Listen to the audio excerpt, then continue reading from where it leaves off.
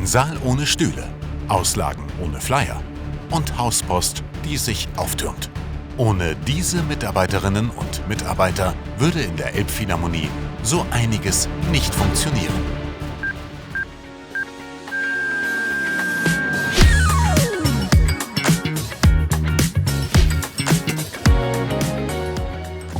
Das sind Conny und Darius. Die beiden bilden gemeinsam mit ihrem Kollegen Ken das Team TSL der Elbphilharmonie. TSL steht für Technischer Service und Logistik. Das klingt im ersten Moment recht abstrakt. Beobachtet man aber nur einen Tag lang die Flure der Elbphilharmonie, so sind es Conny, Ken und Darius, die einem am meisten über den Weg laufen. Sie sind ständig unterwegs und wahrscheinlich kennt sich niemand so gut im Haus aus wie die drei.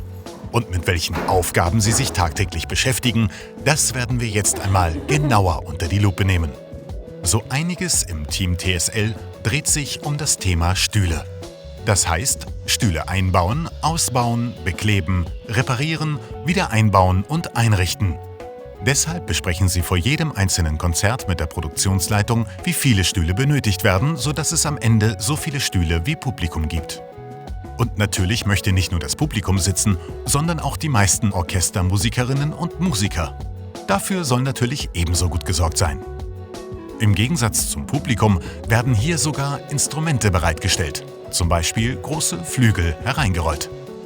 Also wir haben gerade den kleinen Saal bestuhlt. Für gewöhnlich macht man das nicht allzu häufig. Im Normalfall eigentlich nur so zweimal im Jahr, wenn die Sommerpause beginnt und endet. Ansonsten sind es immer nur so reihenweise Bestuhlungen, wenn mal irgendwo rein ausgebaut werden müssen oder für den FOH extra Stühle ausgebaut werden müssen. Also eigentlich ist das in Maßen. Egal was fehlt, das Team TSL ist immer der richtige Ansprechpartner. Tape, Notenständer, Pultleuchten, Basshocker. Eine wahre Fundgrube sind die Lagerräume, die die beiden verwalten. Damit haben sie durch spontane Hilfsleistungen schon so manche Produktion gerettet. Also normal haben die Produktionen eigentlich ganz normale Wünsche. Manchmal haben sie auch sehr spezielle Wünsche. Manchmal kommen sie mit richtig coolen Sachen um die Ecke. Dann brauchen sie noch wie für den Familientag einen Wickeltisch extra, weil uns einer kaputt gegangen ist. Und man dann am Samstag nochmal zu Ikea muss, um einen neuen Wickeltisch zu kaufen. Nicht nur auf den Gängen der Elbphilharmonie ist das Team TSL oft zu sehen, auch zwischen den verschiedenen Standorten sind sie immer unterwegs und legen so wahrscheinlich von allen Kolleginnen und Kollegen die größten Strecken zurück. Da gibt es zum Beispiel die Leishalle, die neben Büroräumen noch weitere Lagerflächen unter ihrem Dach verbirgt und somit immer auch einen materiellen Austausch fordert. Ja, die Fahrten mit dem Caddy kommen mehrmals im Monat vor. Unterschiedlich, mal reiner Transport, meistens aber Kuriertätigkeiten. Fahren ja auch zu den anderen Standorten, wie zum Beispiel zum Brahms-Kontor, Kulturcafé in der Stadt oder eben auch die Leishalle, wo wir jetzt auch hinfahren und bringen Programmhefte, Flyer, solche Sachen. Man kommt mal aus dem Haus raus und hat eine andere Tätigkeit. Ich fahre sehr gerne Auto, das macht Spaß und angenehm soweit. Zu Fuß bringen sie die Hauspost von der Elbphilharmonie zum Vespucci-Haus, einem weiteren zugehörigen Bürotrakt. Rechnungen, Urlaubskarten, Verträge und viele andere Dokumente werden auf dieser wichtigen Strecke mehrmals täglich ausgetauscht.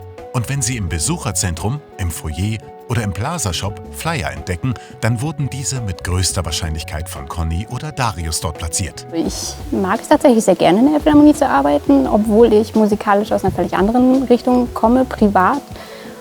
Ich bin mit klassischer Musik aufgewachsen, weil mein Vater liebend gern Klassik hört. Er hatte ungefähr 300 CDs nur mit klassischer Musik.